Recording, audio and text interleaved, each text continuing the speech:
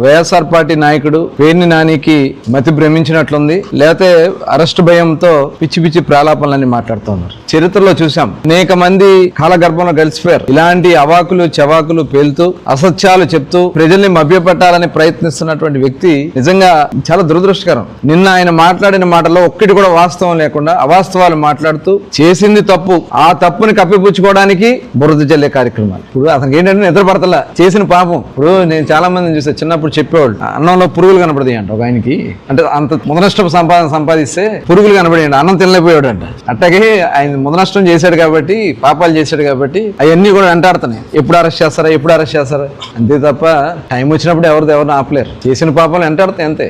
ఇంకా చాలా ఉన్నాయి. చాలా ఇళ్ల పట్టాలు తెచ్చినదే, లేకపోతే బియ్యం తెచ్చినదే, ఇంకా చాలా ఉన్నాయి. ప్రజల్ని మోసం చేసి దోచుకున్నటువంటి ధనాన్ని మొత్తం కూడా కక్కిస్తాం.